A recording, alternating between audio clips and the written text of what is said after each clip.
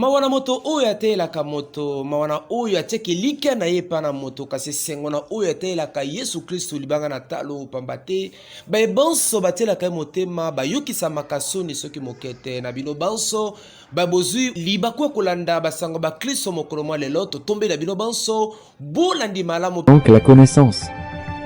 Puisque tu as rejeté la connaissance, je te rejetterai et tu seras dépouillé de mon sacerdoce.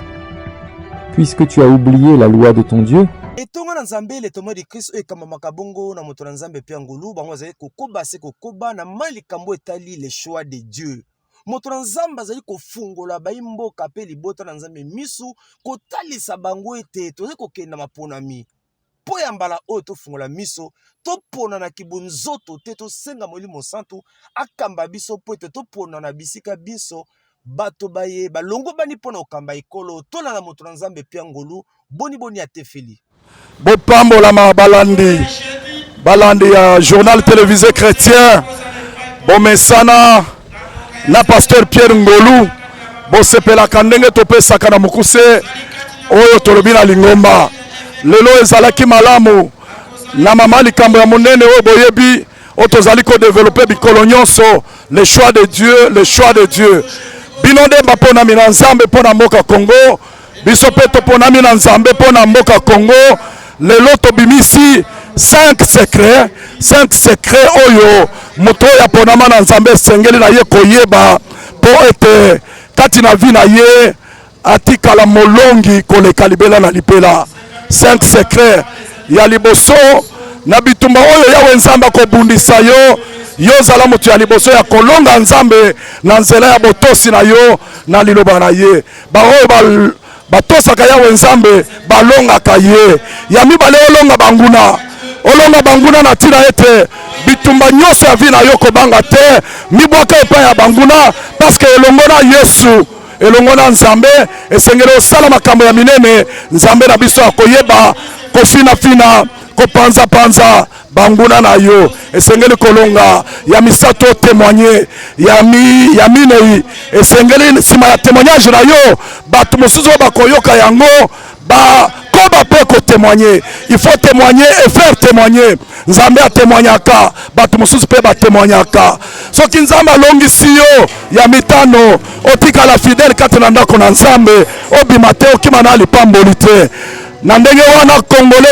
congolaise nyonso bima molongi na bitumba ya mboka kati na mabondeli kati na mateya na mosala osalaka yo bima molongi po ete mboka Congo tolonga bitumba eza ebele tolonga ata bitumba oyo ya maponami esengeli tolonga bakongole nyonso na bakongolese oyo bakobima bato mabe bakolongama baoyo bakozwa mikano ya koloba ete mokolo ya maponami nga na kokende te oyo nalingi bango na kokende kopona te basali eloko te badesevoir nga na kopona te soki osali bongo oza kongole ya mabe okolongama soki olingi olonga mokolo ya maponami ye esengeli obima okende kopona nde bakongole oyo tokobongisa na bango mboka baoyo bakolonga bitumba ya koloba ete soki badepute nationaux soki baprésident ya kala soki badepute provinciaux baconseiller communaux soki bazalaka mabe kosala mabe biso tokopona ya bien sikoyo po Congo elonga voilà ce qu'il faut faire yango wana tosengi ete bokende kozwa baduplicata ya bakarte de lecteur na tina ete mokolo yango tolonga mutuna mosusu ya baoyo balingi bato ya bien bolingi kopona me baza na bacirconscription na bino te ozwa carte de lecteur kote mosusu me moto ozosepela kopona aza kote mosusu kende omonana na ye kende opesa kombo ondima kozala témoin na ye loi epesi yo nzela kende opesa kombo na yo na kandida okolinga kopona na tina ete par dérogation oyeba kopona ye mokolo yango bosala bongo c'est la loi qui vous autorise po ete bobima balongi koleka na kombo na Yesu balongi na biso na Moamba na députation nationale balongi na biso na Limete na députation provinciale mokolo ya campagne moto kofongola totindi bino bozwa bakarte de lecteur tozala balongi na nyonso na kombo na Yesu Kristo soyez bénis.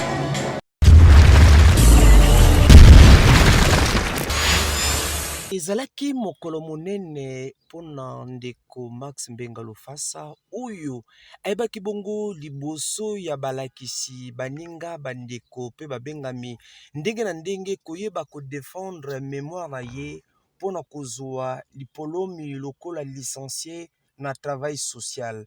Ayebaki bongo kolobela na oyo etali accompagnement mpe réception des enfants en situation difficile na oyo etali ONG Partage ton pain avec celui qui a faim oyo ye azali bongo kokamba ya solo penza. Ayebaki na kobanda na kotalisa ntina ya mémoire na ye lolenge nini asalaki yango bongo na nsima ayebaki koyanola na mituna kafu ya balakisi ya ntina mpe ya lokumu oyo bazalaki bongo kotuna ye ya solo penza manso malekaki malamu penza mpe na suka na yango ndeko Max Mbenga Lofasa ayebaki bongo kozwa grande distinction na oyo etali mémoire na ye. Boyeba ete ezali bongo mpo ya mbala isato ndeko Max Mbenga Lofasa kozwa lipolomi ya lokumu. Ndeko Max Mbenga Lofasa azali bongo licencié en anglais ya Institut Pédagogique National, licencié en animation culturelle ya Institut National des Arts, pe licencié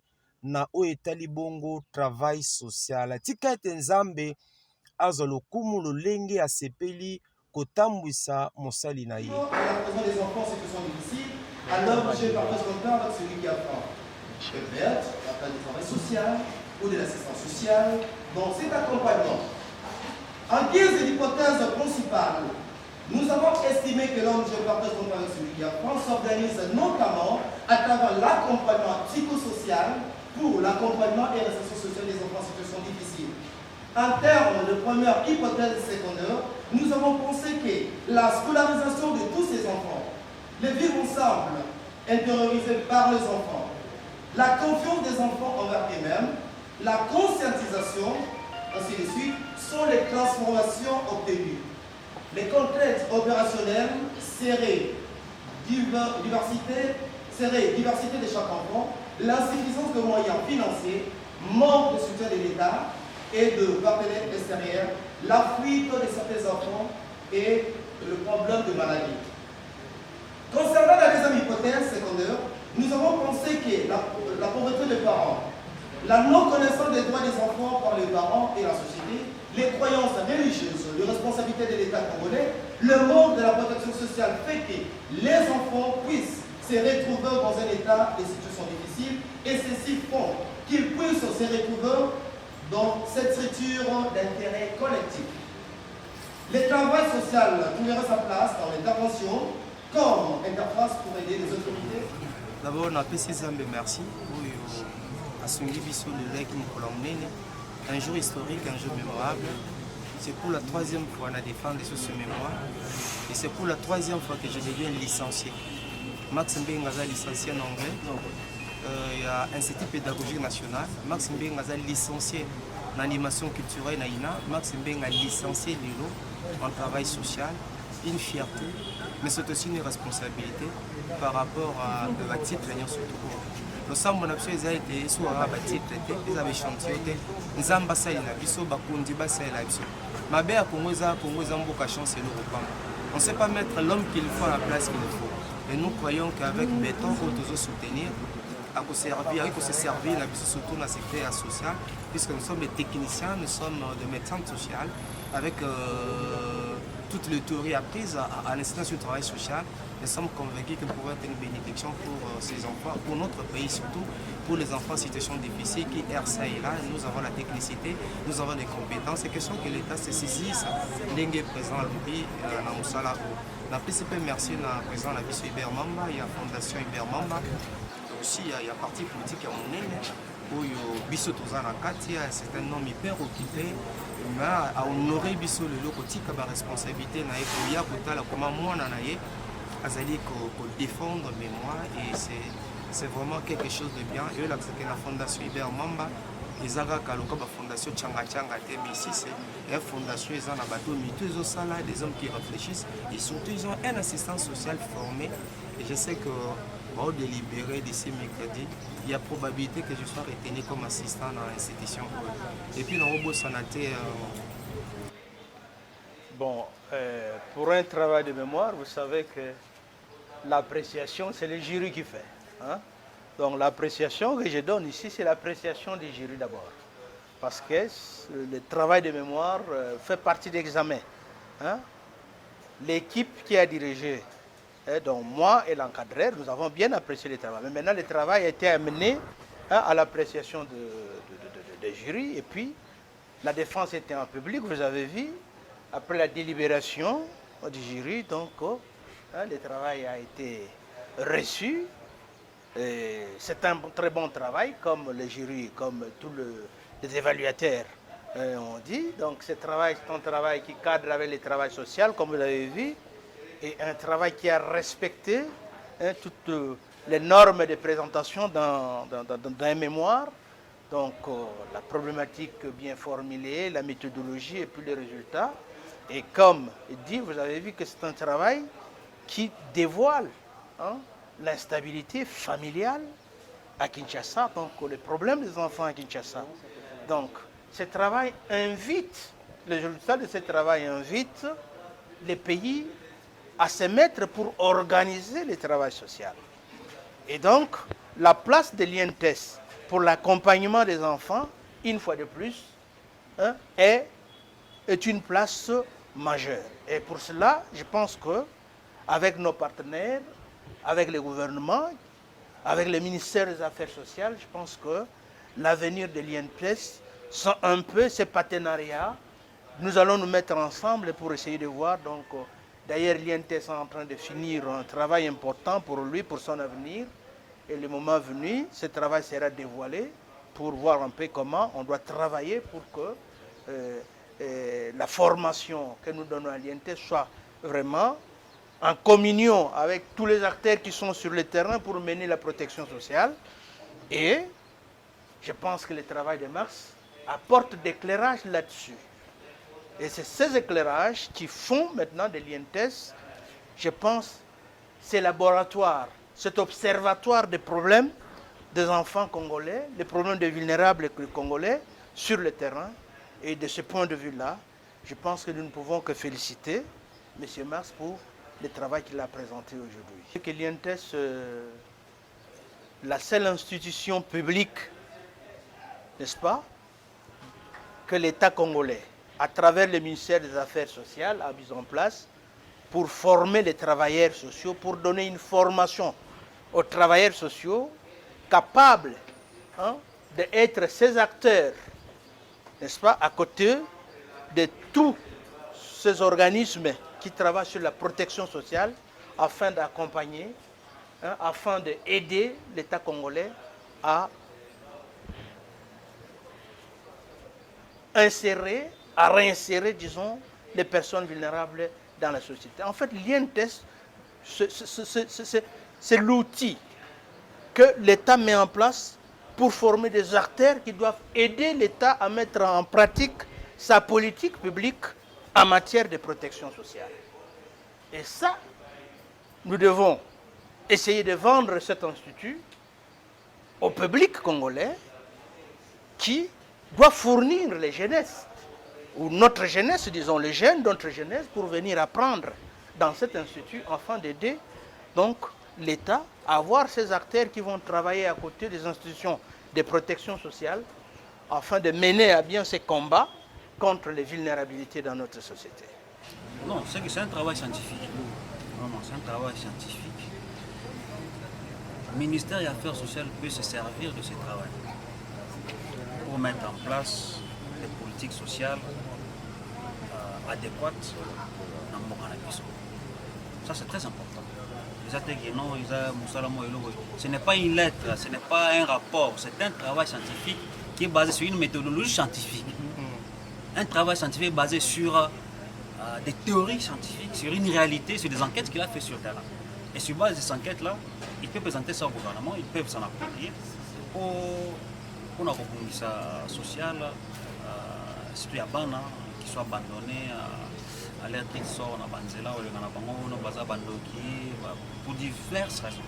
Donc, et là, on a par rapport à ces points-là précis.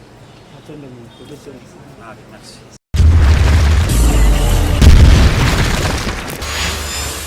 Impossible aux hommes, mais possible à Dieu. Wanende zali mamana likambo oyo.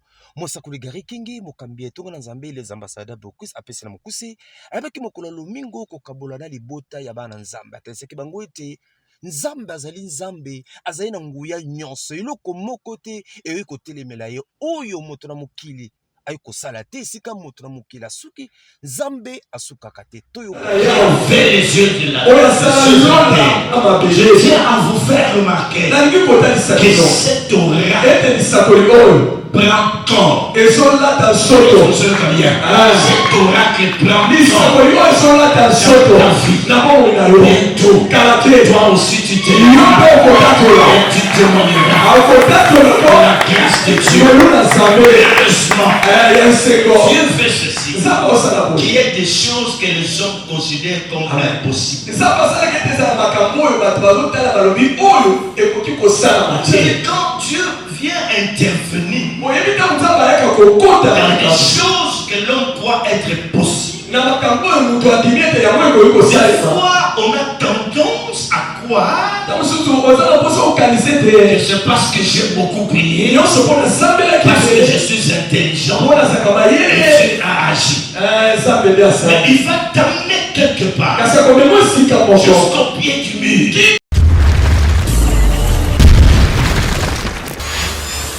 Et tout na Nzambe la miséricorde de Dieu bango bazali ki bongo na milulu ya mikolo tukumi nempe bayaki kosilisa na yango ezaki pe libaku lisusu pona bango kosepela mibui bale ya etonga na Nzambe ya solo penza bande ko libota na Nzambe milulu yango elekaki malamu mingi penza libota na nkolo ya la miséricorde de Dieu longona mosako le bijou ba pomona ki Nzambe na kotala boni asaleli mosali na ye pe komona boni makambo nzike o esalemi na mibumi bale ya lisanga ya bango bana Israël ke tango bango bakotika na kati na yebale undele ti mai ko buko wele ko songa bana zaki ka ukansele pour mamaki mais tanga funguna bakoti niveau mai wele ke pour okanga ba kufu bien-aimé Moïse a eu ce bana Israël to yembela Nzambe to louer Nzambe to tombola Nzambe mutu na mbunda simba mboto mutu na tataka simba tataka na ye mutu ya maboko apeta maboko yawe akuma malibela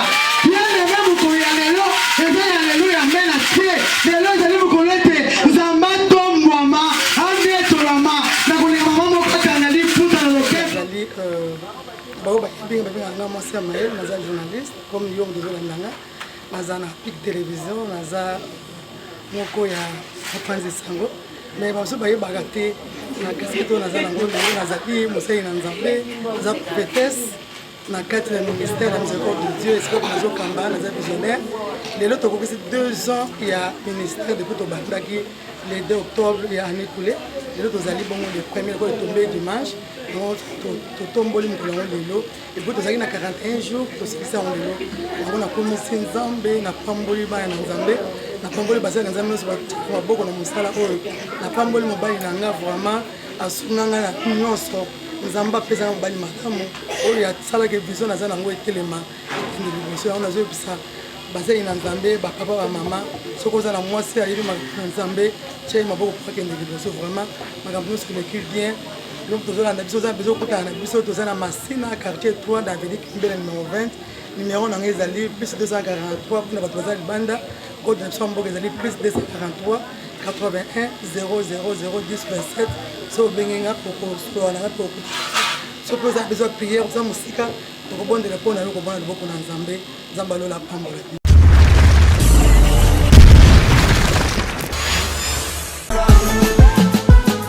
Tala vraiment na Kinshasa ndimelanga batantino babuakama complète ya beauté ya États-Unis ya buo pia grâce ya maison beauté chinoise chez Mifi Jafar awa socho koti te actuellement na Rihanna kutu ya kokamwa te likambo tali manicure e bongo pedicure ngaye côté ya biema kutu kosakana te barobe ya ba grande dame barobe ya ba soirée nenga ka koluna ka ba star américaine grâce ya beauté chinoise chez Mifi Jafar textuellement nengo mona ka ba star ya Hollywood côté ba sac kutu koloba te basak oyo ezali na griffe s'il vous plaît. Mpe mpo na balocation ya barobe mariage s'il vous plaît. Nyonso ezali awa na kati ya maison beauté chinoise chez Mifi Jafar.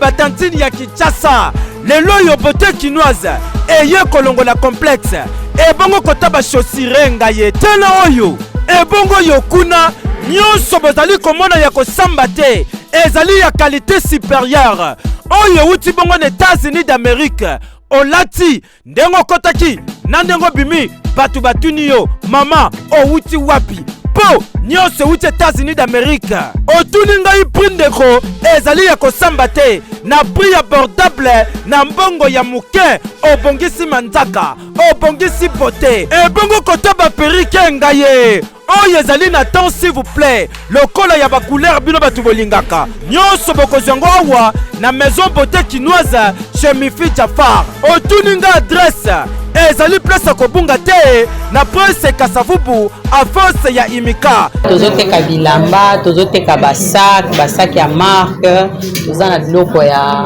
make-up vraiment toza na nyonso e bao baoya baozala desi te na beauté chinoise bamama ya Kinshasa bajeune fille ya Congo mobimba donc bomoni présence nanga awa eza mpona kosunga bino boyebi kaka biso tokendaka États-Unis yango toinvitaki mpe madame aya na biloko na bango ya États-Unis awa na kati ya Kinshasa po asunga bajeune fille na makambo oyo etali beauté donc ndenge boti kolanda beauté chinoise na États-Unis kuna ezalaka beauté américaine mais surtout toyei nango awa beauté chinoise bokanisi esili tete réduction ya 50% mobimba mpo na likambo etali manicure pédicure plaquage ya manzaka vernis mpe na coiffure mama Mifi Jafar merci na yo po États-Unis ekiti na Kinshasa complexe abuo pia heke yo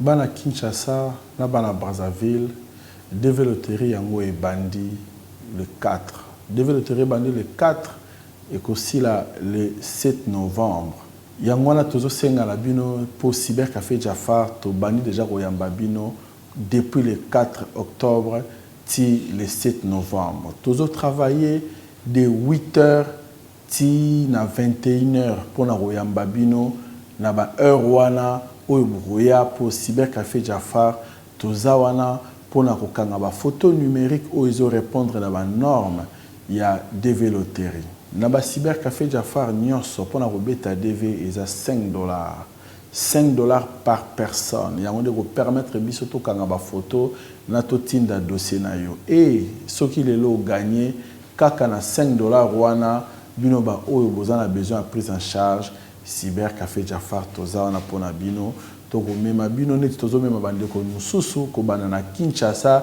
tina kati ya États-Unis même ba weekend samedi na dimanche pe tozo sala na ba parents o ba kendaka musala o bazora tala monga na weekend pona kobeta DV to bengi population nyonso to oyo ayebi ke azwa diplôme d'état et que azako sala eloko te ou bien au sala musala occasion yango yo muto za diplômé d'état oza diplôme d'état oza gradué oza licencié occasion yango yo ya kobeta DV tozo kebisa batu ba oyo bazako kosa na kombo ya Cybercafé Jafar ba Cybercafé Jafar eyebani bokomona bien bakoma Cybercafé Jafar photo na ngambo pe ezali ya monsieur Jafar boyebi Cybercafé na biso oyo esala bambula ebele na beau marché oyo tokangami na Bank bokomona Cybercafé Jafar oyo ya beau marché et puis tozali susu na Tchango place oyo tozali na boulevard Lumumba croisement Matankumu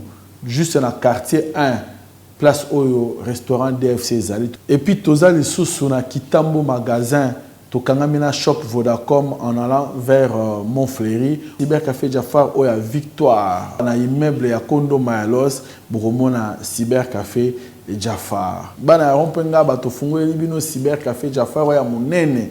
Oya na rompenga ba en face ya Finka. Sans oublier bana ya Brazzaville. L'unique cyber oya na kati ya Brazzaville. Toza bongo na rue Basundi numéro 39 bis, croisement Avenue de la Paix. en diagonale, il y a mairie à Mongale. Peut-être souhaiter bino bonne chance pour Namboula Oyo.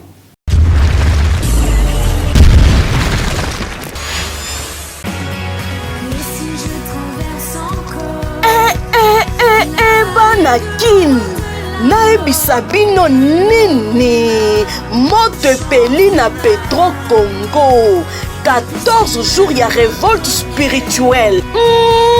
Tokomi na tango ya révolte spirituelle oyo mutu na mutu atala vi na ye malamu pona oyo ezotungisa vi na yo.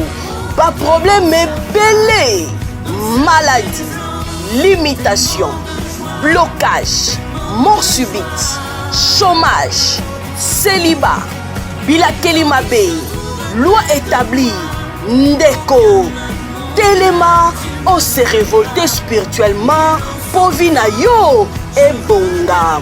14 jours ya mabondeli ya révolte spirituelle. Ebongi sami na centre de réveil spirituel Walesa Petro Congo. Na mama ya likambo, la destruction de phénomènes démoniaques familiales. Tous se révolter spirituellement. Tobuka kindoki nyonso ya famille. Mabondeli ekobanda le 2 ti le 15 octobre 2023 na 17h. Na o etali ba orateur ya makasi ya nguya lokola Pasteur Sylvain Mwakasa ya Lubumbashi, Pasteur Yembe, Pasteur Dieu Chilombo, Apôtre José Dianda ya Lubumbashi, Apôtre Barnaba Bukasa, na yemoko oti ya Milulu, Pasteur Léon Marx Kayoka. Adresse Centre de réveil spirituel Walesa Petro Congo, Ezana Massina Petro Congo. Arrêt de Payotte, référence Université Sepromad. Invitation na Bessio. Yaka, to se révolter spirituellement.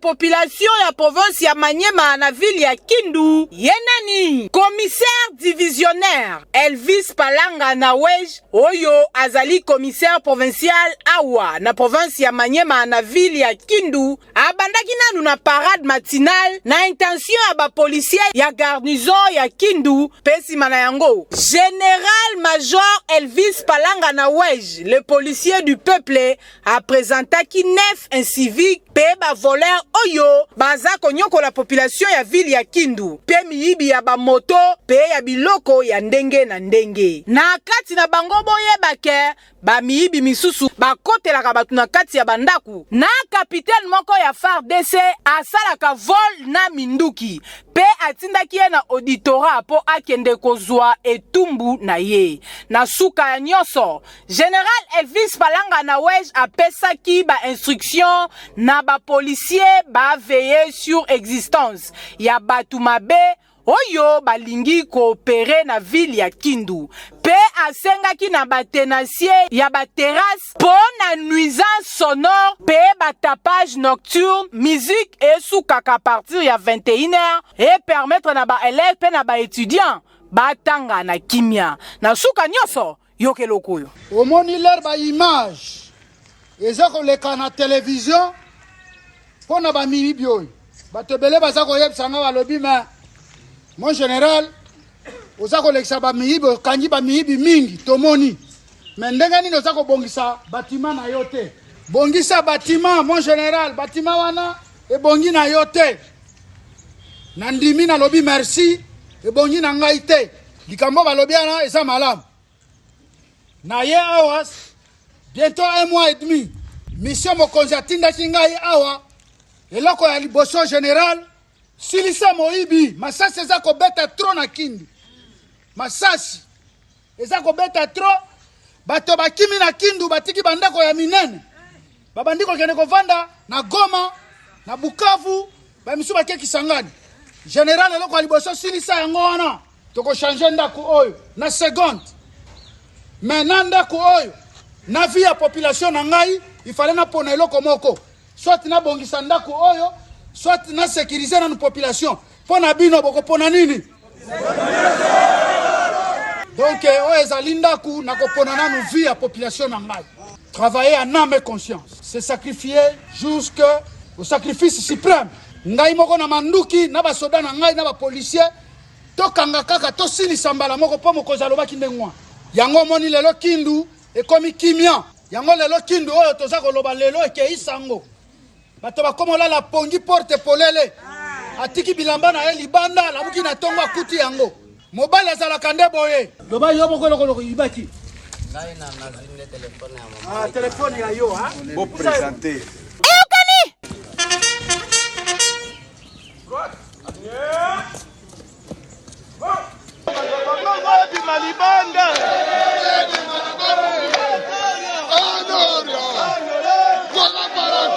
Reki ebele ya kolanda basanga ba Kristo mokolo mwa lelo tika ete nkolo apambola bino mpe azale yano na mikumba mya bino bolembete basolisanga miso na biso